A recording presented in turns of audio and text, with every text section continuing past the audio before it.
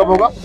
जब पहले जातिगत जनगणना होगी। तो उन्होंने कह दिया वो 2031 में होगी, 2032 के बाद लागू। ऐसे उन्होंने इसमें क्या कर दिया, स्टेट को पहले तो स्टेट को पावर हो नहीं सकती है, ये पावर जो है सेंटर को। मैं तो अगर सरकार कह रहा हूँ, सरकार के संसद में वो उसके लिए विधेयक लिया है। और मैं फिर कह रहा हूँ भाई कब तक जो है 15% पूरा नहीं हुआ, तो आपको चाहिए कि आप जो है, मैं तो कह रहा हूँ शेड्यूल कास्ट के उन जातियों को जिनको अवसर नहीं मिला उनको 10% आरक्षण दीजिए, आरक्षण की सीमा बढ़ाए 85% इशू कर दीजिए। क्या दिक्कत है? जब 10% आर्थिक आधार पर आप दे रहे हैं तो 90% इनका बढ़ा दीजिए, SC OBC के लोगों को दे दीजिए। लेकिन आप देना ही नहीं चाहते, आप तो उनको गुमराह करके टकराव चाहते हैं। हम टकराव होने नहीं देंगे। अगर हमने यहाँ पढ़े लिखे लोग हो गए, हम टकराव करवा दे, हमसे बड़ा बेवकूफ कौन होगा? इसलिए हम उनको भी समझा देंगे, उनमें भी जो पढ़े लिखे लोग हैं। क्रीमी लेयर की भी बात की जा रही है। मैं फिर कह रहा हूँ शेड्यूल का ये जो रिजर्वेशन है, कास्ट बेस्ड रिजर्वेशन को समझना पड़ेगा। इसका आधार क्या है? वो कभी इकोनॉमिक बेस्ड था ही नहीं। ठीक है, ये तो हमारे नेताओं ने, उन नेताओं को आज जो है मैं कोसना नहीं चाहता, लेकिन जिन नेताओं ने हाथ खड़े होके करके जो है EWS का समर्थन किया था, आज उनको जवाब देना चाहिए कि उन्होंने सबसे पहले हत्या करवाई थी आरक्षण की। अगर वो समर्थन नहीं करते तो EWS इस देश में लागू नहीं होता। और आज क्या स्थिति, आज वो कास्ट बेस्ड रिजर्वेशन खत्म कर देना चाह रहे हैं। इसका आधार है शैक्षिक पिछड़ापन, सामाजिक पिछड़ापन, जो छुआछूत का हम लोग सामना करते, जाति के आधार पर एट्रोसिटी का हम लोग सामना करते हैं। और प्रतिनिधित्व, आप आंकड़े तो जुटाओ। मैं कह रहा हूँ, चैलेंज करके कह रहा हूँ कि आप आंकड़े जुटाओ। हम लोग स्वतः छोड़ देंगे जिनको ज्यादा मिल गया। आप आंकड़े जुटा के बता दो क्या 15% शेड्यूल कास्ट लोग पूरा हुआ है? और अगर इतनी काबिलियत पैदा होगी तो अनिवार्य कैसे हो रहा है? मैं अकेला व्यक्ति हूँ जिसने जितने दिन सदन चलाया है, हर दिन सफाई कर्मचारी लेके हर वर्ग का मुद्दा उठाने काम किया। और कल भी मैंने मुद्दा उठाया पार्लियामेंट में कि 1500 घर जो है वहाँ उसमें मुंबई में वाल्मीकि समाज के तोड़ दिए सरकार के लोगों ने। लेकिन सब वो तमाम तरह जो अधिकार छीने जा रहे वो नहीं दिखता है। जब अच्छा मुझे बताओ, जब सरकार डिपार्टमेंट नहीं रहेगा, सरकार नौकरी नहीं, तो आरक्षण के जिन्होंने करवा क्या? जब NFS होता हो तो बचाते नहीं हो, तमाम तरह की जो चीजें हमले होते संविधान पे तो करते नहीं हो। तो मैं फिर आपसे कह रहा हूँ, अपनी जिम्मेदारी अदा कर रहे हैं। और मैं कह रहा हूँ हम खुले दिल से अपने भाइयों के लिए अधिकार मांगते हैं। और मैं कह रहा हूँ आरक्षण की सीमा बढ़ा के उन जातियों को जिनको अवसर नहीं मिला उनको 10% रिजर्वेशन दिया जाए, जैसे आपने आर्थिक आधार पर स्वर्णों को दिया। लेकिन कहा जा रहा है कि भविष्य के लिए चंद्रशेखर ये बहुत अच्छा है, सुप्रीम कोर्ट की तरफ से आया है।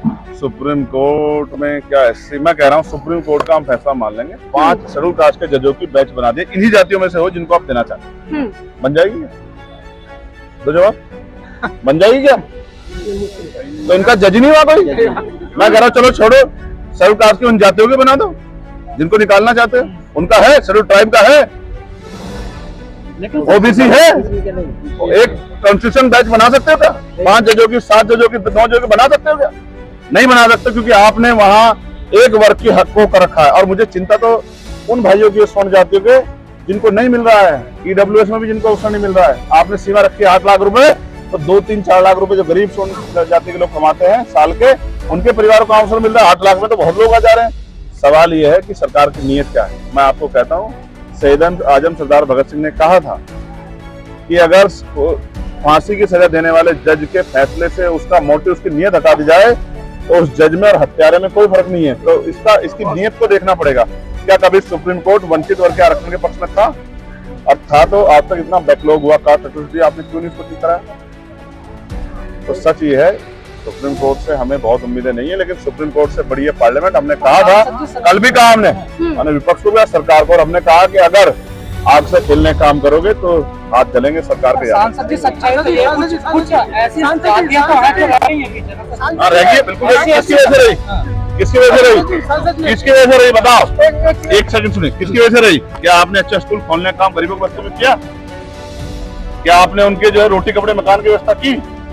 उनको अवसर कहाँ से मिला? अब तो बहुत सारे, अच्छा जिन जातियों में अब तक एजुकेशन लेवल उस तरह का बढ़ा नहीं, उनको मिलेगा भी तो बेचारों को। तो NFS ही तो करना है, आपको अपने लोगों को तो भरना है। आप समझते हैं सरकार की मंशा को?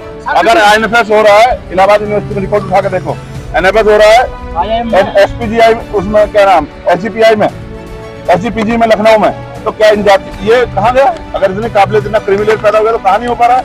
IIM के हाल देखो, टॉप यूनिवर्सिटी के दिए थे मैंने, 7 यूनिवर्सिटियों के आंकड़े देखो क्या हाल है। एक OBC और एक SC, कौन खा रहा है सबको पता है। लेकिन जन्नत होने दीजिए।